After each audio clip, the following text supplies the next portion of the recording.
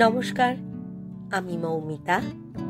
আমার কবিতা পাঠ চ্যানেলে আমার সকল শ্রোতা বন্ধু এবং দর্শক বন্ধুকে আন্তরিক শুভকামনা জানিয়ে আজকের গল্প পাঠ শুরু করছি। আজ আমি আপনাদেরকে পড়ে শোনাব সুবোধ ঘোষের লেখা একটি মন ছোঁয়া ছোট গল্প। গল্পের নাম স্বাদ না মিটিল। শুনতে থাকুন আজকের গল্প স্বাদ না মিটিল। সারা মন প্রাণ যখন খুশি হয়ে বিপুল তৃপ্তির হাসি আসছে, তখন যদি কোনো কান্নার শব্দ শুনতে হয়, তবে একটু বিরক্ত না হয়ে পারা যায় না। কালীচরণও বিরক্ত না হয়ে পারে না। বস্তির ভিতরে ঢুকতেই যেন অনেকগুলি গলার করুণ স্বরে মেশানো একটা করুণ শোরগোল কালীচরণের কান ছুঁয়ে ছুটে গেল। আনমনার মতো হঠাৎ একবার থমকে দাঁড়ায় কালীচরণ।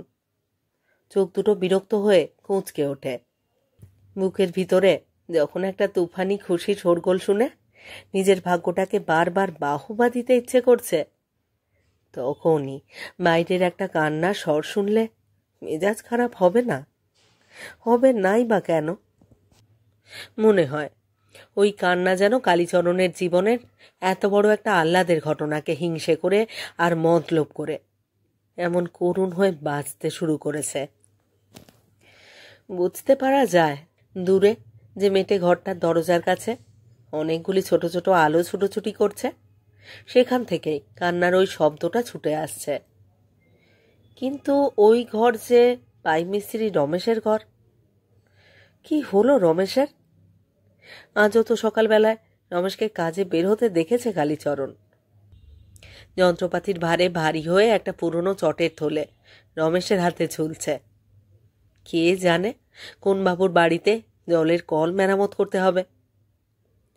রোগা শরীরটাকে হনহন করে হাঁটিয়ে নিয়ে সকালবেলাতে যখন রমেশের প্রায় গা ঘেঁষে চলে গেল কালীচরণ, তখনও তো রমেশকে দেখে অসুস্থ বলে মনে হয়নি। রমেশই কি তাহলে চিরকালের মতো ছুটি নিল? না না, তা তো মনে হয় না।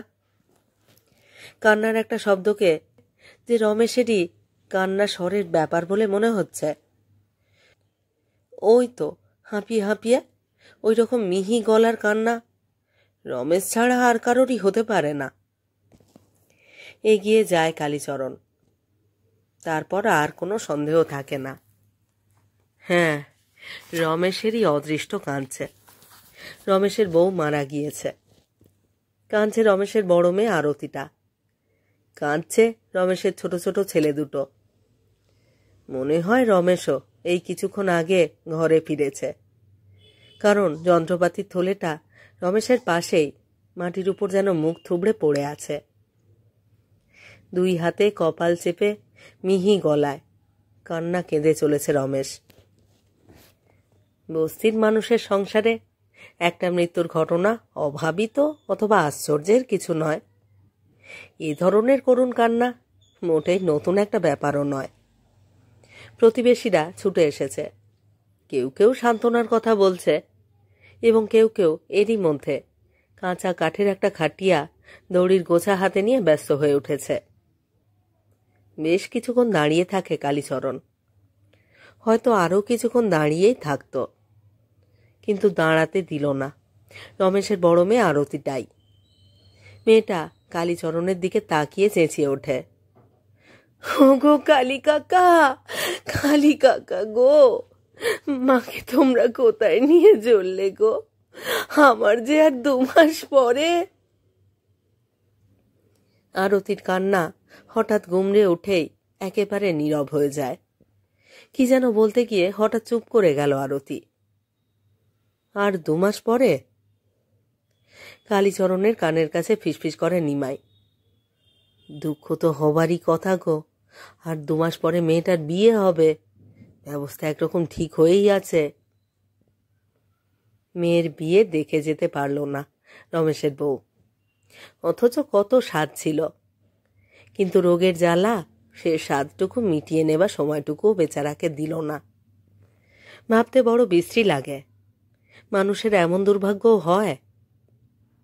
যাক, আর কিছুক্ষণ এখানে দাঁড়িয়ে থাকলে মেয়েটা কালী কাকা গো বলে কেঁদে চেঁচিয়ে আরও কত দুর্ভাগ্যের কথা বলতে থাকবে কে জানে। সরে পড়াই ভালো। চলে যায় কালীচরণ। মসজিদ ভেতর দিয়ে ডাইনে বাঁয়ে বারবার ঘুরে। এইবার এমন একটি ঘরের কাছে গিয়ে দাঁড়াবে কালীচরণ, যে ঘরের অদৃষ্ট আজ এসে উঠেছে। তার নিজেরই ঘর। ময়দানে সারা সন্ধেটা ঘুরে ফিরে মশলা মুড়ি বেচে ক্লান্ত হওয়া এই চেহারাটাকে কোনো দিনই এত খুশিতে ভরে নিয়ে ঘরে ফিরতে পারেনি কালীচরণ। আর কালীচরণের বউ সনাতনীও কোনো দিন ভাবতেও পারেনি যে কালীচরণের খাটুনির জীবন কোনো দিনই সত্যি এভাবে হেসে উঠবে। কালীচরণের এই ঘর চিরকালের ঝগড়ার ঘর। এমন দিন যায়নি যেদিন স্বামী স্ত্রীতে অন্তত 1 ঘন্টার মতো একটা ঝগড়ার পালা মুখর না হয়ে উঠেছে। মাগের একটা সামান্য শখ মেটাবার মুরদ নেই, সে মানুষ কি পুরুষ মানুষ? সনাতনীর অভিযোগের জবাবে কালীচরণ বলতে ছাড়ে না, সামান্য একজোড়া সোনার দুল কানে দোলাতে পারা গেল না বলে যে মানুষ স্বামীকে গঞ্জনা দেয়, সে কি সত্যি মেয়ে মানুষ? বেশি কিছু নয়, সনাতনীর দাবি সামান্য শুধু সোনার 1 জোড়া দুল। এই দাবির বয়সও প্রায় 20 বছর। বিয়ের পর স্বামীর ঘর করতে এসে 1 বছরও পার হতে না হতেই 16 বছর বয়সের সনাতনী সেই যে একদিন লাজুক হাসি হেসে আর কালীচরণের পিঠের ওপর মুখটা গুঁজে দিয়ে অনুরোধ করেছিল, নাও না গো, নাও না 1 জোড়া সোনার দুল গড়িয়ে। এখনই যদি না পড়ি তবে আর কবে পরব? দেব দেব, নিশ্চয় দেব। কথা দিয়েছিল 25 বছর বয়সের যে যুবক কালীচরণ, সে তার অদৃষ্টের এই 20 বছরের ইতিহাসে শুধু সেই প্রতিজ্ঞা এড়িয়ে এড়িয়েই চলেছে। 1 জোড়া সোনার দুল অন্তত টাকা 30-এর দরকার, কিন্তু দিতে পারেনি কালীচরণ। অনেক চেষ্টায়, অনেক খেটে, ভাত আর কাপড়ের দাবি অনেক কাটছাট করে মাঝে মাঝে বড়জোর 10-12 টাকা জমেছে। কিন্তু তারপরেই একটা না একটা অঘটন, একটা অসুখ অথবা ভাঙা ঘরের চালা, দেওয়াল সারাবার দাবি, মেটাতেই সে টাকা ফুরিয়ে গিয়েছে। মাঝে মাঝে একটু শান্ত স্বরে চোখে মুখে সত্যি একটা অদ্ভুত মায়ার ভাব টেনে নিয়ে সনাতনীকে অনুরোধ করেছে কালীচরণ, আমাকে গঞ্জনা দিয়ে কোনো লাভ হবে না সোনু, দেবতার কাছে দাবি কর যেন তোর সোনার দুল হয়। দেবতা ইচ্ছে না করলে মানুষের কি সাধ্যি যে সোনা দানা ঘরে আনতে পারে? সনাতনী কালীঘাটেও গিয়েছে, কতবার যে গিয়েছে তার হিসেব সনাতনীও দিতে পারবে না। কালীচরণও বুঝে গিয়েছে কালীঘাটে গিয়ে দেবীর কাছে কি প্রার্থনা করে এসেছে সনাতনী। তবু ঝগড়ার সময় তপ্ত মেজাজের মাথায় সনাতনীকে কতবার শুনিয়ে দিয়েছে কালীচরণ, তোর মতো মেয়ে মানুষের প্রার্থনা দেবতা শোনে না কখনো, কখনো না। আজ কিন্তু ঘরের ভিতরে ঢুকেই চেঁচিয়ে উঠতে হবে, শুনেছে রে, দেবতা তোর প্রার্থনা শুনেছে সোনু। আজ ময়দানের সন্ধ্যায় আলো ছায়ায় ঘুরে ফিরে মশলা মুড়ি ফেরি করবার সময় সবুজ ঘাসের উপরে কি একটা চকচকে বস্তু পড়ে থাকতে দেখে টপ করে হাতে তুলে নিয়েছে কালীচরণ, একটা সোনার দুল। কি আশ্চর্য! হে ভগবান, এ কি কাণ্ড! সত্যি যে একটা সোনার দুল। দেবতা যে সত্যি কালীচরণের এই 20 বছরের জীবনের একটা বেদনা মুছে দেবার জন্য এই উপহার ময়দানের ঘাসের উপর রেখে দিয়ে গিয়েছে। 1 জোড়া নয়, একটা দুল। কিন্তু সেজন্য কোনো আক্ষেপ নেই। দেবতা যখন প্রসন্ন হয়ে একটা জুটিয়ে দিয়েছে, তখন আর একটা জুটে যাবেই, অন্তত আর একটা কেনবার মতো টাকা জুটে যাবেই। মাধব সাকরাকে বলে ঠিক এই রকম একটি দুল সে 2 দিনে গড়িয়ে দিতে পারবে। দাম কত আর দাম? বড় জোর 15 টাকা লাগবে। সে 15 টাকা কি আর দেবতার কৃপায় জুটে যাবে না? ঘরে ঢুকেই পকেট থেকে ছোট একটা কাগজের পুড়িয়া বের করে হাঁক ছাড়ে কালীচরণ। বল দেখি সোনু, এটা কি চিজ? সনাতনী ভ্রুকুটি করে। কি আবার? তোমার শুল ব্যথার ওষুধ? আবার কি? না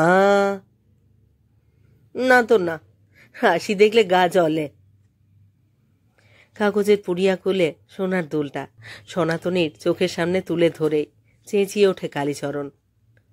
দেবতা পাইয়ে দিলে সোনু, দেবতা পাইয়ে দিলে রে। সনাতনী খপ করে দুলটা হাতে তুলে নিয়ে চোখ মুখ হাসিয়ে আর ছটপট করে চেঁচিয়ে ওঠে। সে কি গো, সে কি? কালীচরণ বলে, ময়দানে কুড়িয়ে পেলাম। সনাতনীর চোখ দুটো উজ্জ্বল হয়ে ওঠে। অদ্ভুত হাসির শিহর মুখের উপর থরথর করতে থাকে। আর একটা কই, আর একটা কই গো? কালীচরণ বলে, সেজন্যে ভাবিস না, হয়ে যাবে। হ্যাঁ, বিশ্বাস করে সনাতনী। দেবতা যখন একটা পাইয়ে দিয়েছে তখন আর একটাও পাইয়ে দেবে। কালীচরণ বলে, সোনু, এইবার একটু হাত টেনে খরচ করে অন্তত 15 টাকা জমিয়ে ফেলতেই হবে রে সোনু। সত্যিই যেন দেবতার আশীর্বাদে নতুন একটা দুঃসাহসের সোনাও পেয়েছে কালীচরণ। কি ভয়ানক খাটুনি, কিন্তু একটুও ভয় করে না কালীচরণ। সকালে উঠেই মশলামুড়ি ফেরি করতে বের হয়ে যায়, ফিরে আসে রাত্রিবেলা। সনাতনীও মরিয়া হয়ে উঠেছে। সকাল থেকে রাত্রি পর্যন্ত শুধু জল খেয়ে পার করে দেয়। কালীচরণ ঘরে ফেরবার পরে আধাড়ি ভাত দুজনে ভাগ করে খায়। টাকাও জমছে। 1 সপ্তাহে 3 টাকা জমে গেল। 1 মাসে জমল প্রায় 9 টাকা। হে ভগবান, আর 6 টাকা কি আর 1 মাসে জমবে না? মাধব শেখরাও বলেছে, হ্যাঁ হ্যাঁ, 15 টাকাতেই ঠিক এই রকম একানি সোনার দুল একটা হয়ে যাবে। আরও 1 মাস পার হয়। রাত্রিবেলা ময়দান থেকে যখন ঘরে ফিরে এসে সনাতনীর মুখের দিকে তাকায় কালীচরণ, তখন কিছুক্ষণের জন্য কালীচরণের 2 চোখ অপলক হয়ে যায়। হাসছে সনাতনী, সেই 20 বছর আগের আশাময় সুন্দর লাজুক মুখটি হাসছে। সত্যি লজ্জিত হয় সনাতনী।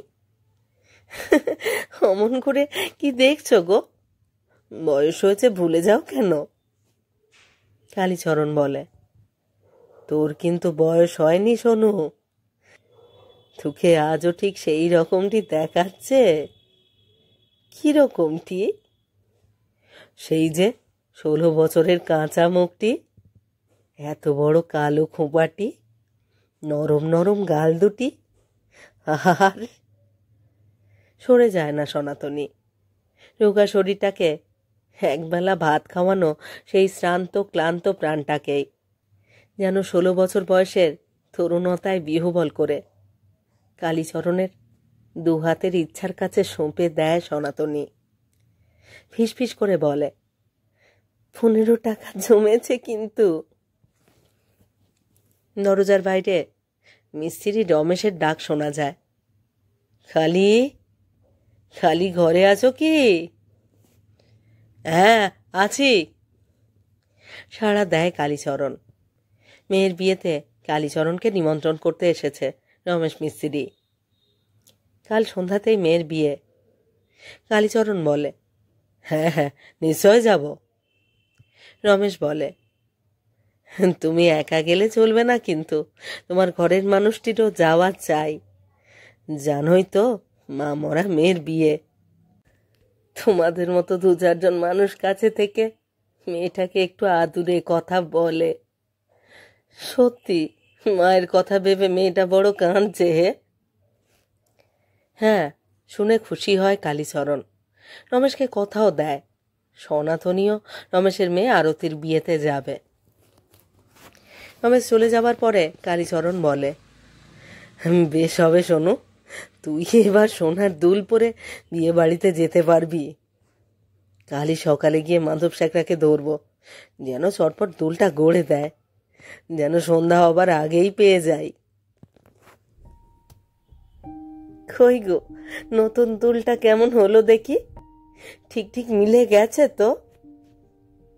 হাত পাতে সনাতনী। সন্ধ্যাবেলা মাধব শেখরার কাছ থেকে ঘরে ফিরেছে কালীচরণ, কিন্তু কালীচরণের চোখ দুটো যেন দৃষ্টিহীন কোটর, মুখটা যেন মরা মানুষের মতো বিবর্ণ। নতুন দুল আনতে পারেনি কালীচরণ, কুড়িয়ে পাওয়া পুরনো দুলটাও ফিরিয়ে আনতে পারেনি। শুধু 15টি টাকা যেমন হাতে করে নিয়ে গিয়েছিল, তেমনই হাতে করে ফিরে এসেছে। মাধব শেখরার ঘরেতে রমেশের সঙ্গে দেখা হয়েছিল কালীচরণের। চুপ করে শুনেছে আর দেখেছে কালীচরণ। দেবতাও কি ভয়ানক ঠাট্টা করতে পারে। রমেশ মিস্ত্রি একটা অদ্ভুত রকমের করুণ মুখ নিয়ে মাধব শেখরার কাছে এসেছে।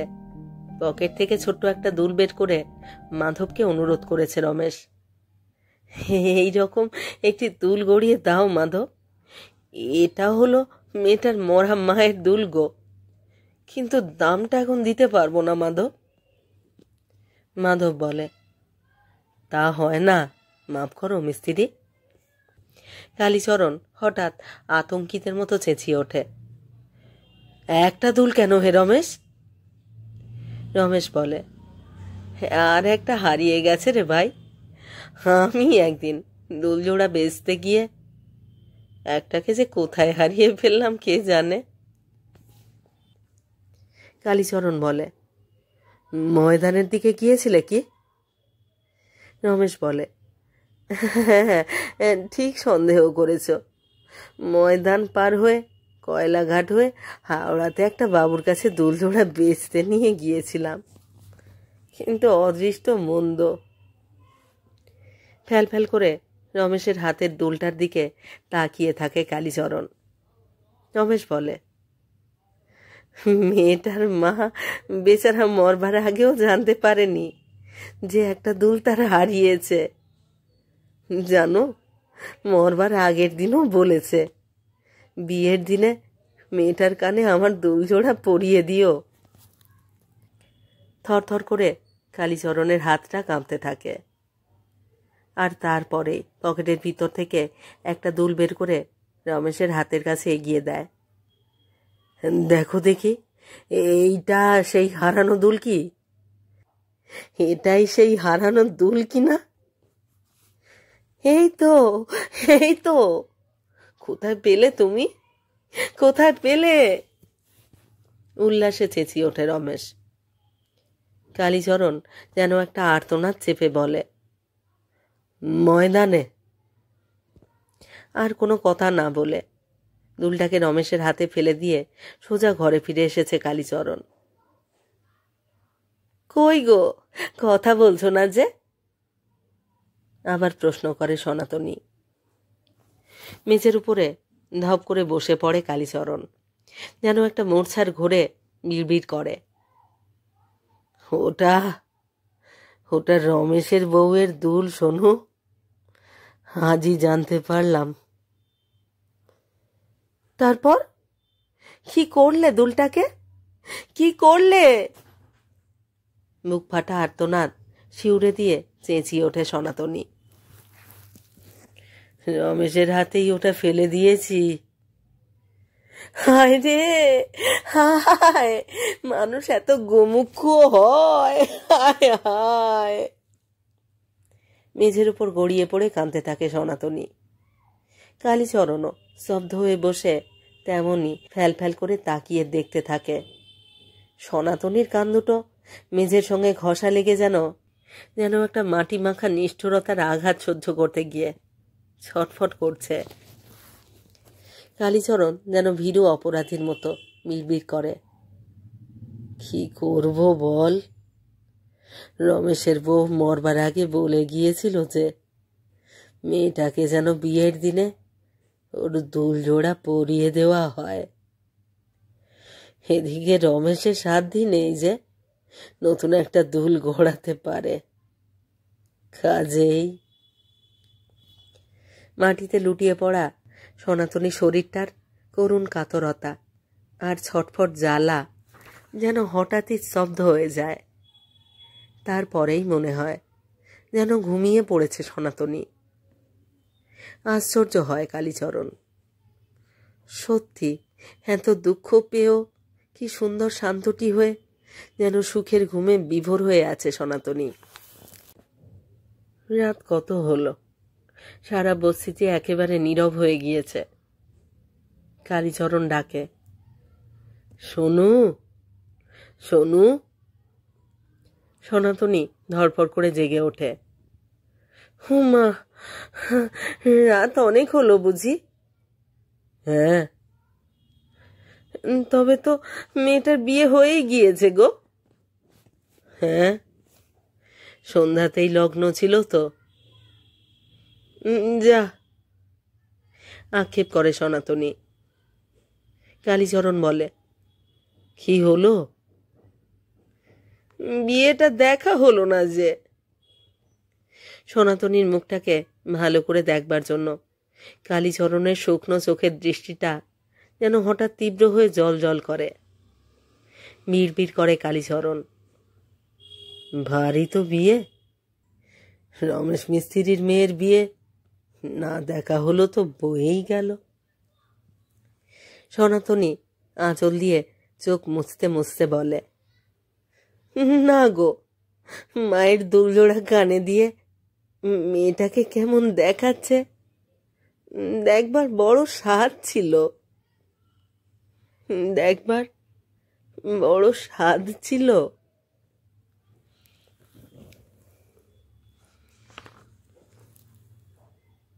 শেষ হলো আজকের গল্প, সুবোধ ঘোষের লেখা গল্প স্বাদ না মিটিল। কেমন লাগলো আজকের গল্পটি? কেমন লাগলো আপনাদের আমার পাঠ এবং পরিবেশনা?